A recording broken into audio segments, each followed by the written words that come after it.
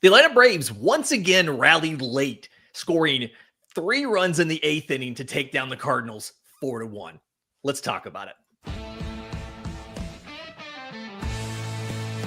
This is the Braves Postcast, your instant game reaction for the Atlanta Braves.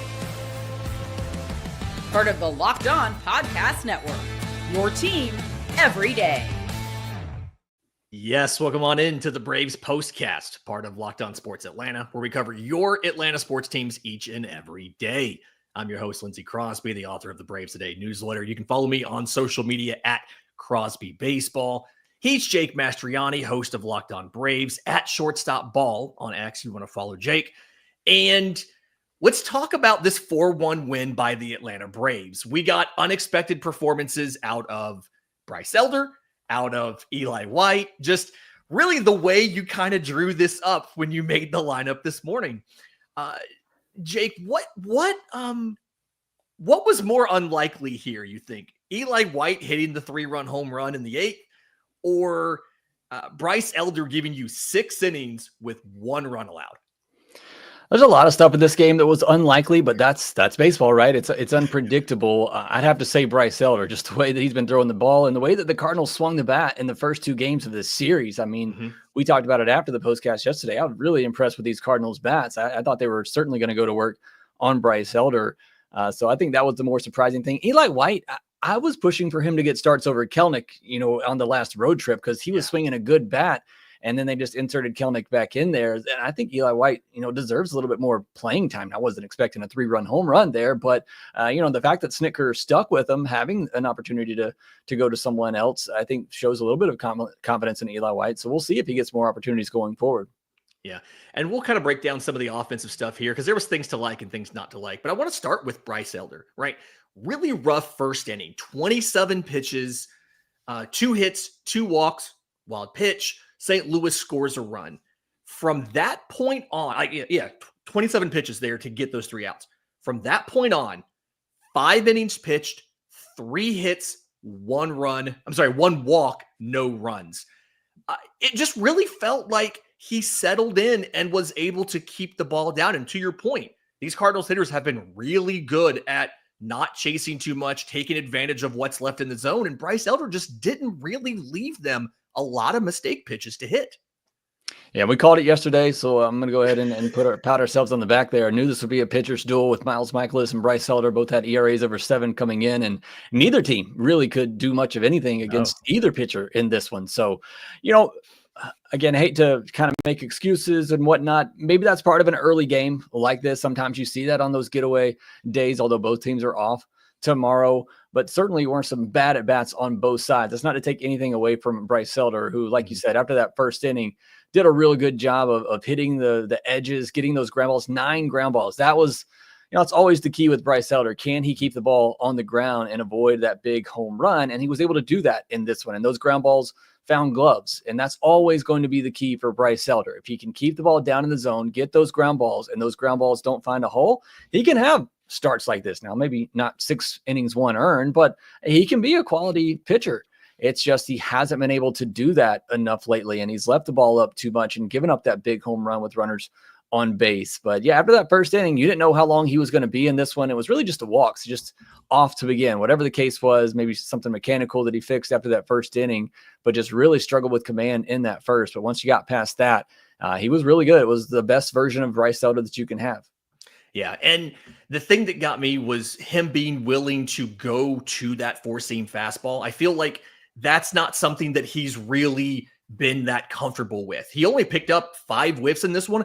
3 of them came on the elevated 4-seam fastball. And I feel like the game plan against Bryce Elder has been a lot of wait for him to make that mistake in the zone. And every time you thought this pitch is going to be up as a mistake in the zone, a sinker that's hanging, a slider that's hanging, it was a fastball up and above. And that's not a dimension he's always had. He touched 94 with it as well, which is a little bit of growth for a guy that averaged 89 miles an hour on the fastball back in 2023, I believe. So just really great performance from him, and one you needed given the state of the bullpen and how everybody was taxed. We see Atlanta go Pierce Johnson From Pierce Johnson, they go to Rafael Montero. Another kind of shaky outing from Montero. 1 walk, 1 hit. Nobody scores, thankfully, but they have to pull him with 2 outs in the 8th and go to Daysbel Hernandez, who cleans it up and comes back for the 9th. I think the most impressive pitcher outside of Bryce Elder recovering was probably Daysbel in that 9th inning. Just the velo was good, the locations were good, and he kind of had that. It felt like he flipped a switch and had that closer mentality turn on as that kind of bulldog guy who's going to go out and get you out. We've talked about it too. You've got to trust somebody else in that 9th inning besides Rysel. You can't just keep getting Rysel up every day that you're up by 2 or 3 runs. You can't keep using him 3-4 days in a row. You've got to have somebody out there that you can trust. And maybe that will be Daysbel. I mean, he was, like you said, pumping 99 in there. He looked confident doing it. And, he's always had big time stuff. It's just, could he throw enough strikes? And so far he has been. And if that's the case, then you have somebody who can be a backup closer. I saw Todd Twilley in the comment section earlier saying a new closer. I don't think that's the case. I still trust Rysel, and I still think he has a firm grasp on that closer's role, but it at least gives you somebody else to go to if you need to give Iglesias a day and give him a break. So, I was really impressed with Daysbel and the job that he did. Get out of that 8th inning, then come back out. I know he gave up the 1 hit in the 9th inning, but still the stuff just looked really good. Yeah, and one of the strengths, I think, of that 2023 team was you had a former closer in Kirby Yates there in your pen to step in if you needed to give Rysel a day off. And this team hasn't really had that former closer that's experienced with getting saves that you can use. To your point, Daysbel being able to do that is big. I do think that's a possible usage of Craig Kimbrell when he gets back as well, is they may find some situations, if they don't trust Daysbel enough, they might throw Craig Kimbrell in a 9th inning. But I like Daysbel there, and it's worth pointing out, this is a free agent year for Rysel Iglesias. So you may need to get Daysbel this experience now for next season, depending on what happens. In just a second, Jake, I want to talk about the offense because obviously Eli White had that big hit there in the 8th, but they struggled a lot against a guy, to your point from earlier, with a terrible ERA, Miles Mikolas. We'll do that next. But first, today's episode is brought to you by our friends at Supply House. You can get the supplies you need from the site that's made for the skilled trades, Supply House. Whether you're doing plumbing, HVAC, or electrical work, it's the reliable way to order products online. And it's not just professionals. They have plenty of options for DIYers, homeowners, anybody who needs to do some of this work.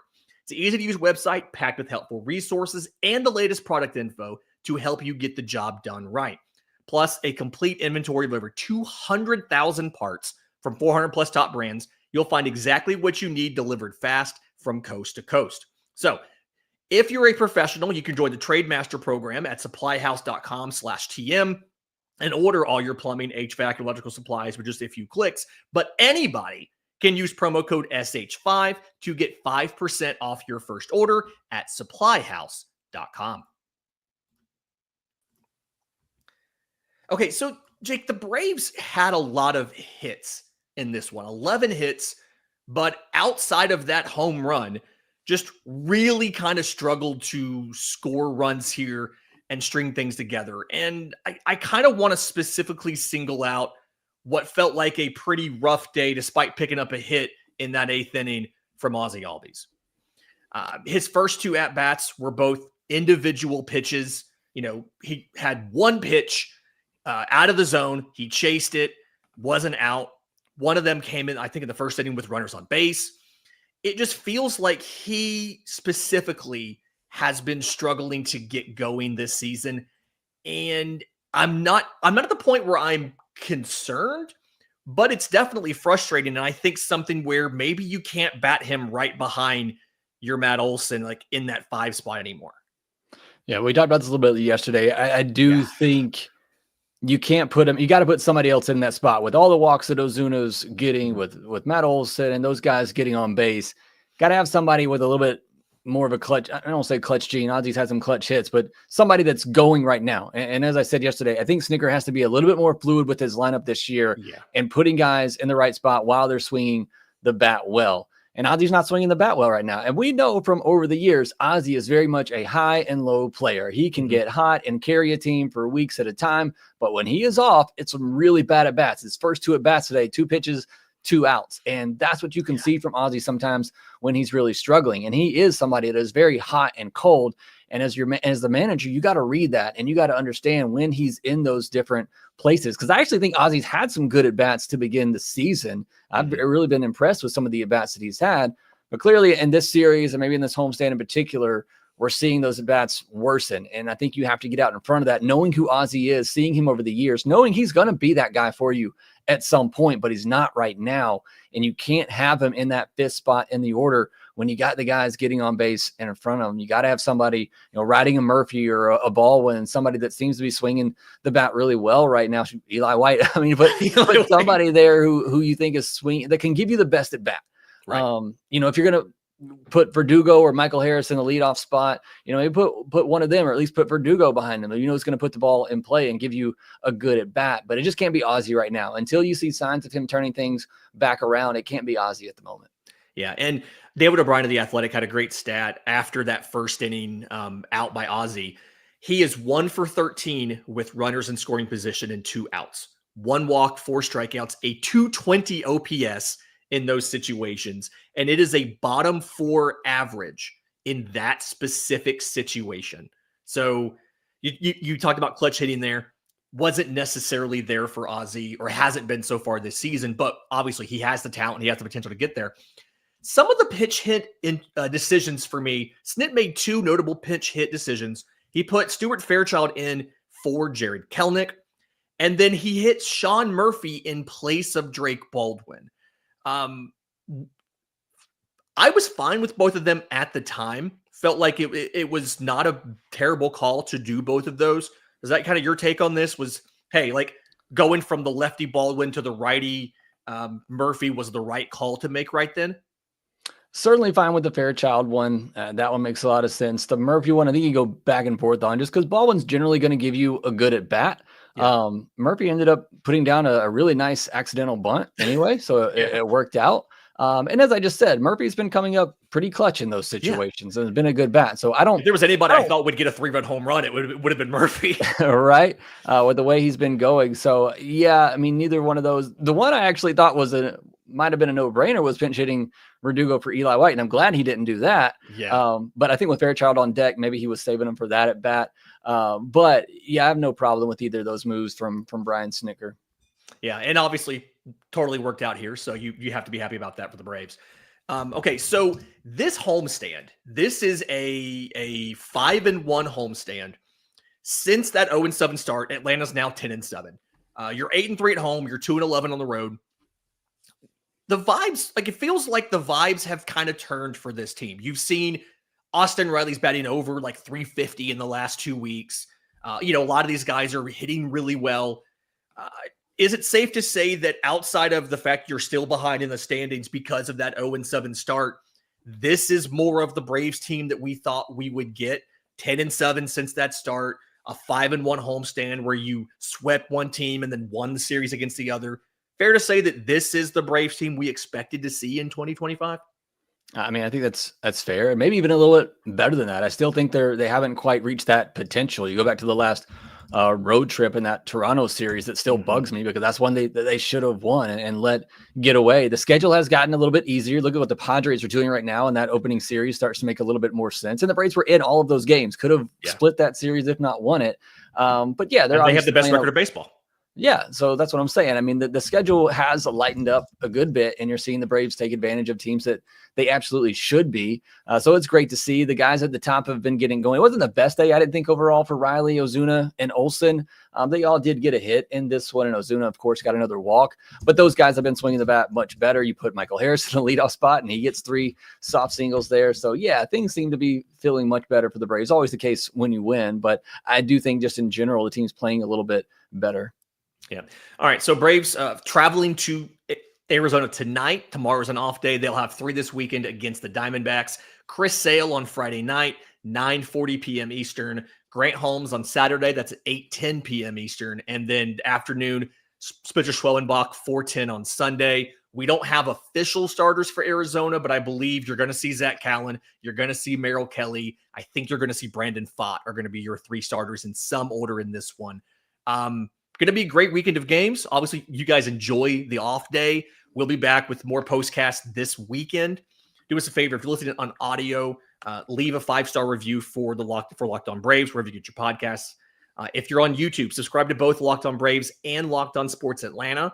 Hit the notification bell so you know when we go live to break down each one of those games from over the weekend. 4-1 victory for the Braves, 5-1 homestand. You'll take this. Enjoy the off day. And until next time, this has been the Braves Postcast.